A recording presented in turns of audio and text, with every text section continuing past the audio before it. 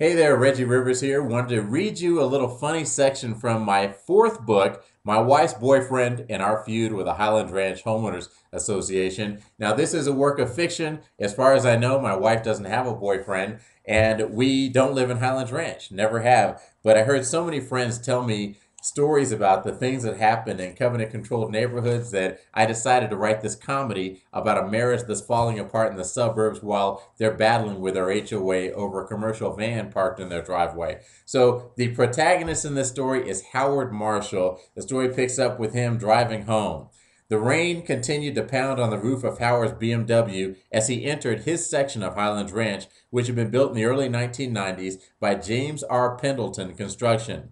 Howard turned left on Pendleton Boulevard, a wide, well-lit road that took him past Pendleton Place, Pendleton Court, and Pendleton Way.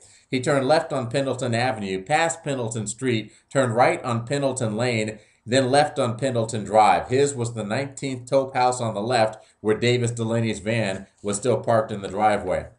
So now we skip ahead to the next morning. Howard and his wife have just woken up. They're in their bedroom, and Howard hears a voice boomed over a bullhorn. "Attention, Highlands Ranch residents." They both recognized the voice. It was Jennifer Maggart Logan, chairperson of the HOA's Architectural Committee and Howard's ex-girlfriend. He calls her J-Lo. "According to Article 5.28 of the CD, you must remove your trash cans from the street by 8 a.m. It is now 8:15. I'm giving you 5 minutes to comply. Failure to comply will result in an assessment." Every sentence out of J-Lo's mouth seemed to include one of two acronyms: CD for Community Declaration or RIGS for Residential Improvement Guidelines. She carried bound copies of each document and quoted from them as if she were a Baptist preacher at a revival. Peeking out of the bedroom window, Howard saw dozens of trash cans still on the curb and scores of homeowners standing on the sidewalk in their pajamas and winter coats. "I think we've got a mutiny out there," Howard said, pleased.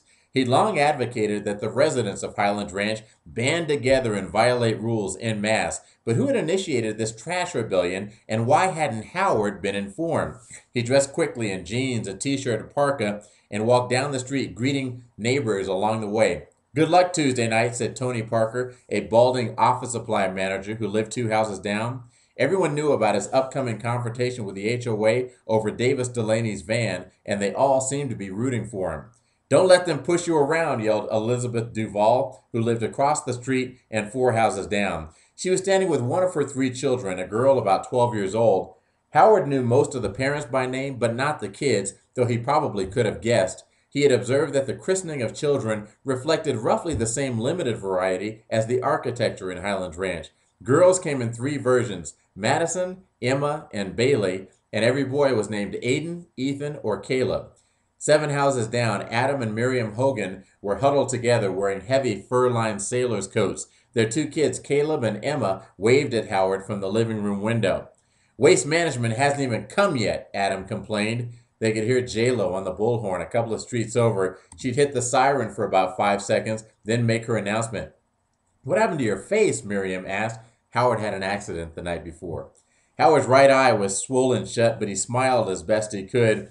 "Either I was in a bar fight or I fell out of the back of my SUV. Your pick." "Neither," Adam said. "I bet that psycho ex-girlfriend of yours belted you with her copy of the rigs. Can you believe she expects us to take in our trash cans when the goddamn trash company hasn't come yet?"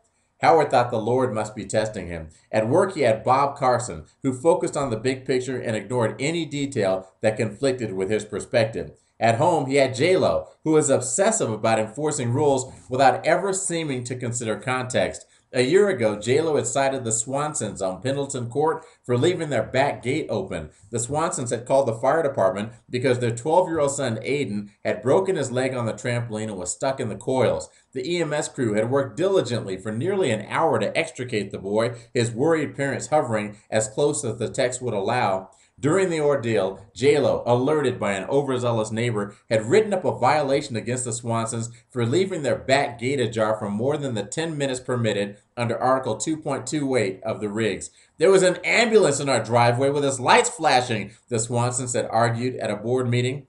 The board had upheld the $100 assessment by a vote of 5-2. The Swansons, screaming and vowing to file a lawsuit against the goddamned egomaniac micromanaging Nazis, have been escorted out of the room by a pair of security guards. After they were gone, J-Lo said, "We don't want to fine them, but if we grant an exception in this case, we'll be setting a dangerous precedent that'll lead to problems down the road." On another occasion, J-Lo had enraged hundreds of residents when she cited them for having brown spots in their yard in the middle of a statewide drought. That night, the meeting room had erupted in screams, taunts, and violent threats after several futile attempts to regain control by reminding the audience about the importance of precedents the board members had escaped through a back door. Howard Marshall walked out into the street and stood in the path of J-Lo's SUV. "Howard Marshall, it is a violation of the regs to block a roadway. Move out of the road or you will be fined." J-Lo aimed her digital camera at him and snapped a photo. Howard stood his ground, forcing her to a complete stop. Then he walked to the driver's window. You didn't quote chapter and verse," he said. J-Lo glared at him. Although it was early in the morning, she was, as always, perfectly groomed. Her pretty face was made up, her curly chestnut hair was flat iron straight, and every article of clothing was a carefully chosen designer piece. She was classically pretty, sexy in a very adult way, yet adorable like a child, until she opened her mouth. Her corrosive tone quickly scrubbed the word adorable out of the mind. Pretty didn't last long either, though sexy had some staying power. Her breasts, plump and prominently displayed, made a lasting impression. "Chapter and verse?" she asked. "What do you mean?"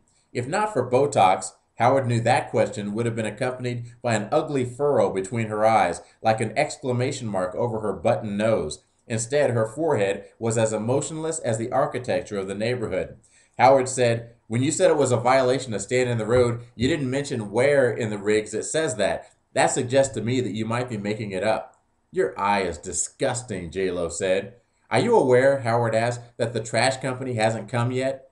The enormous Lincoln Navigator seemed to overwhelm J-Lo's petite frame, but Howard knew her mouth needed the space.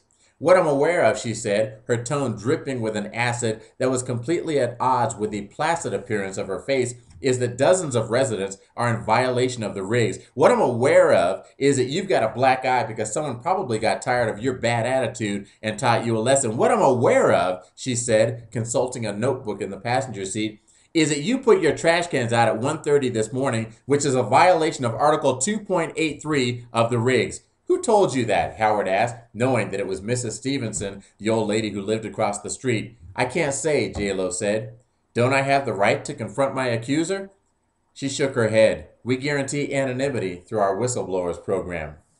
So that is my wife's boyfriend in our feud with the Highlands Ranch Homeowners Association. It's a pretty funny story. If you live in an HOA, you'll certainly identify. If you know anybody who lives in an HOA, this would be a great Christmas gift. Go to reggierivers.com and order this book. I will sign it and mail it out to whomever you like. It'd be a great Christmas present. Thanks.